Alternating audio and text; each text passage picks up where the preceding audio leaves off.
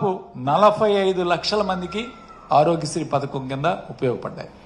ముఖ్యంగా ఇందులో దాదాపు 13,421 కోట్ల రూపాయలు ఖర్చు చేయడం జరిగింది.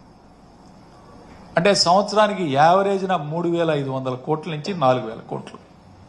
ఇవాళ మీరు ప్రీమియం చెల్లించిన 3,750 కోట్లు అవసరమైతే ఒక్కో సంవత్సరానికి.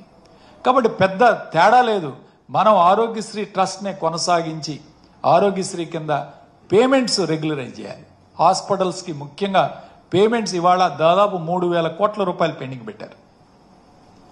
పేమెంట్స్ పెండింగ్ పెట్టి ఇవాళ మీరు పేమెంట్స్ని ఇవ్వకుండా పోతే హాస్పిటల్స్ ఇవాళ ఇబ్బంది పడుతున్నాయి. కాబట్టి మేము కోరేది ఏంటంటే పేమెంట్స్ రెగ్యులరైజ్ చేసి ఈ పథకాన్ని ప్రజల్లో నిర్వీర్యం కాకుండా ప్రజలకి ఉపయోగపడే విధంగా దీన్ని తీసుకువెళ్ళాలి అని చెప్పి ఈరోజు వైఎస్ఆర్ కాంగ్రెస్ పార్టీ తరఫున మేము డిమాండ్ చేస్తున్నాం.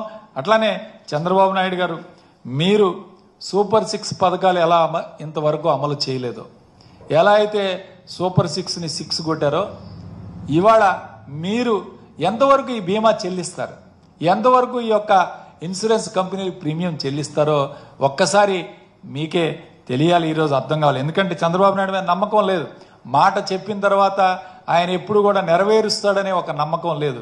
ఈరోజు పంటల బీమాలే చేయలేని ఈ ప్రభుత్వం నిజంగా ప్రజలకి ఈ యొక్క ప్రీమియం ఆరోగ్యశ్రీ పథకానికి ప్రీమియం చెల్లిస్తుందా? చెల్లించకపోతే మొత్తం కూడా ప్రజలందరూ కూడా ఇబ్బంది పడారు.